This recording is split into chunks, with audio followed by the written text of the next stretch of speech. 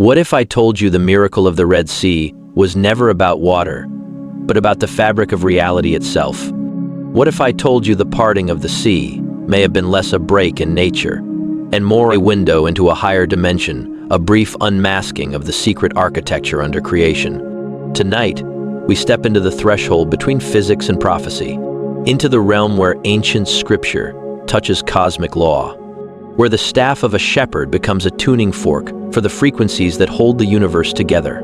We ask a question older than the desert winds. Did Moses truly split water, or did he bend time, matter, and dimension with a power hidden in the divine name? To understand this miracle, we must descend into the silence before the event, into the night when the Hebrews stood trapped between the sea that barred their path and the empire that hunted their freedom. A people standing on the edge of annihilation, a prophet standing between heaven and earth, a breath away from the unknown. The scriptures describe a moment of impossible tension, a moment where human reason reaches its limit, a moment where only the unseen can speak, the waters ahead, the armies behind, and the sky above waiting. This is the moment where the divine interrupts the ordinary, where the boundary between physical law and sacred intent becomes thin, where history and mystery converge. The story begins not with the sea, but with a name that rewired the destiny of a nation. At the burning bush, Moses is given a revelation that defies translation. Aye Asher Aye. I am that I am. I will be what I will be. This is no mere name. It is existence speaking of itself, being revealing its own essence. The source code of reality expressed in syllables. To utter this name is not simply to call upon God, but to tap into the breath that sustains the universe. The ancients believed this name was not spoken, but vibrated. A resonance, a frequency, a pattern of sound that aligns the mortal with the eternal. What if Moses learned in that moment not only a divine identity, but a divine technology? What if the Red Sea miracle was the manifestation of a name that shapes the laws of physics? But before Moses lifts his staff, before the winds roar, before the waters peel apart like curtains before a cosmic stage, we must understand something far older. In the ancient world, the sea was not merely water. It was the symbol of chaos, the timeless enemy of order. In Hebrew, the word is tiham, the primeval deep, the abyss, the undifferentiated darkness that existed before creation. When God speaks in Genesis, he does not create the waters, he sets boundaries within them. He imposes order upon the chaos. He establishes structure within the infinite. And so when Moses stands before the Red Sea, he is not facing a body of water. He is standing at the edge of creation itself, the boundary between cosmos and chaos, order and disorder, freedom and annihilation. The question is not, can God split water? The question is, can God command the foundations of creation to open a path for his people? But there is a detail hidden in the ancient text that modern readers rarely see. The scriptures do not say the sea split instantly. They say something far stranger. A strong east wind blew all night. All night. The wind is described as ruach, the same word used to describe the Spirit of God hovering over the waters in Genesis. Wind, spirit, breath, force. It is as though creation itself was reenacting its first dawn, pulling apart the waters of chaos to reveal dry land beneath. But what kind of wind can divide a sea? Not a breeze, not a storm. The ancient rabbis believed this wind was no earthly phenomenon. They wrote that it was a wind outside of time, a force that moved not through space, but through the hidden structure beneath it. A wind that unspooled reality like a scroll. Now, step with me into the realm of modern physics, not to explain away the miracle, but to reveal its depth. In the last century, scientists have discovered something astonishing. Space is not empty. Time is not rigid. Matter is not solid. All of them are woven together in a single invisible fabric known as space-time. It can bend. It can stretch. It can ripple. It can fold. Black holes twist it. Gravity curves it. Light travels along its surface. And the strangest discovery of all, the universe is responsive to vibration. A frequency can alter matter. A resonance can shift structure. A wave can shape the world. What ancient sages called the voice of God, modern physics calls vibrational energy interacting with the quantum field. What Scripture calls breath, science calls force acting on the fabric of space. What the prophets described as the power of the name, physicists described as the energy pattern that governs physical law. Two languages, one truth. So let us return to the moment at the sea. Moses lifts his staff, an ordinary object in human hands, but a symbol of authority in divine hands. He speaks the name. He stretches out his arm. And something unimaginable happens. Not simply water moving, but creation responding. Some theologians say God overrode the laws of nature. But what if he simply revealed the deeper laws beneath them? What if the sea did not resist the miracle because creation knows its maker's voice? The wind begins. But this is no wind. It is the breath of the universe, pulling the waters aside as though sliding apart two dimensions. The waters rise like walls, not collapsing, not surging, but standing. It is as though the sea remembers the voice from Genesis and obeys again. Light, order, separation of the deep, dry land appearing where chaos once ruled. This is not only a miracle, it is a recapitulation of creation itself. It is Genesis, repeated in history. But there is another detail, a detail so strange that ancient commentators struggled to explain it.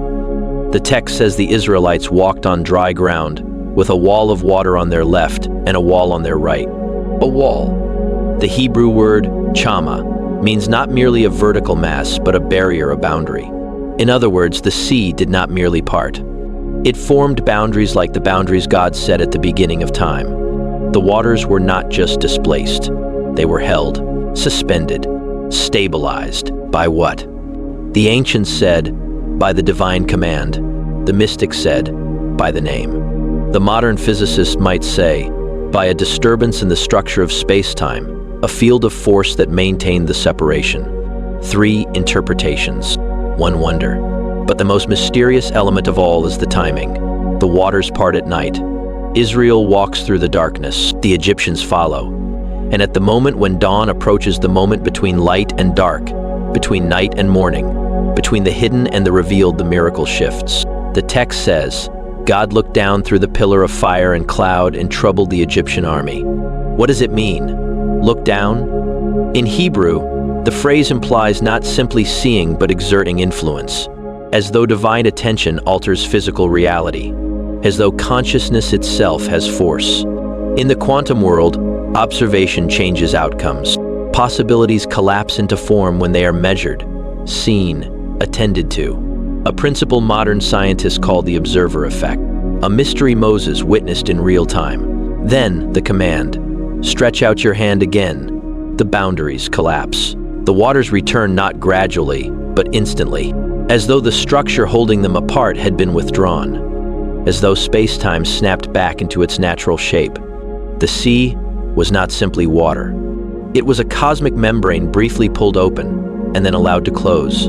Not a suspension of physical law, but a revelation of the deeper law beneath it. Now, consider this. What if the Red Sea did not part on the horizontal plane of the earth, but along the vertical plane of dimension? What if the Hebrews walked not through water, but through a rift between realms, a doorway, a corridor, a passageway through the unseen? Ancient Jewish mysticism speaks of lamed vav, hidden channels in creation that open for divine purpose. The Zohar says the waters obeyed Moses because the world itself rearranged to honor the covenant. Early Christian mystics said the sea opened as one opens the veil of the temple. Islamic scholars wrote that the sea recognized the one who carried God's light. In every tradition, the same idea emerges. Creation remembers its maker. It is not deaf. It is not blind. It is alive, responsive, obedient to the one who breathed it into being. So we ask again, what happened that night? Did Moses split water? Or did he tap into a resonance that vibrates at the foundation of physical law? Did he disrupt the sea? Or did he speak to the fabric beneath it? Did he perform a miracle? Or did he reveal something hidden since the beginning of time? We must also look at the staff not as wood, but as symbol. The staff in ancient Egypt was a sign of authority. The shepherd's crook was a sign of guidance. Combined, they represent dominion and direction, the power to command and the wisdom to lead. But Moses' staff is something more. When God asks Moses, "What is in your hand?" it is not a question of inventory. It is a question of identity, because the staff becomes a serpent symbol of primordial power. It becomes a rod that summons plagues, symbol of divine judgment. It becomes a tool that splits sea and stone, symbol of creation's obedience. The staff is an axis, a point where human action meets divine intention. In esoteric tradition, the staff represents the spine. The serpent represents awakened energy. The raised arm represents alignment between heaven and earth. Thus, Moses becoming the vessel through which creation responds is not an act of domination, but of attunement. He is not forcing nature. He is harmonizing with the one who governs it. Now let us enter the most mysterious layer of all, the layer of symbolism. The Red Sea is called Yam Suph. Many translate this as Sea of Reeds, but the word Suph also carries other meanings. End, boundary, extinction, completion. It is the sea of endings, the sea of limits, the sea where one world dies and another begins. Crossing the sea was not merely escape. It was transformation. Slaves entered. A nation emerged. Fear entered. Faith emerged. Time, eternity emerged. Because to walk through the parting of the sea is to walk through the seam between worlds. It is to step through the birth canal of destiny. It is to pass through the threshold where an old identity perishes and a new one takes shape. The miracle is not the water, the metamorphosis. And now we must address a final question. Why does this story matter today? Because Moses did not simply part a sea. He revealed how reality responds to alignment with purpose. He showed that creation is not rigid, it is relational. Matter listens, time bends, paths appear, boundaries shift, chaos recedes. Not because a human wills it, but because a human aligns with the breath that holds the universe together. The Red Sea story is not just a historical event.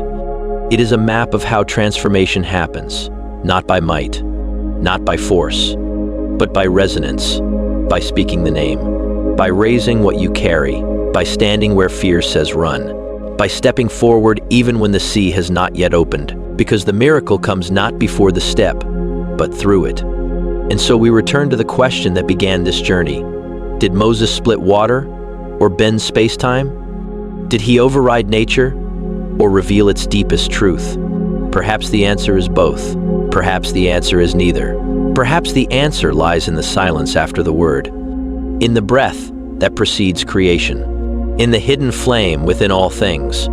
The Red Sea miracle is not merely an act of divine intervention. It is a reminder that the universe is alive with meaning, responsive to intention, and permeated with the presence of the one who called it forth. Moses did not perform magic. He remembered the ancient harmony between heaven and earth, and creation responded. And now, you know the secret hidden in that night. If this journey has awakened something in you, a question, a wonder, a memory older than your breath, then step deeper with us. Like this video, subscribe to the channel, and join us for the next revelation. Because the ancient mysteries are rising again, and this is only the beginning.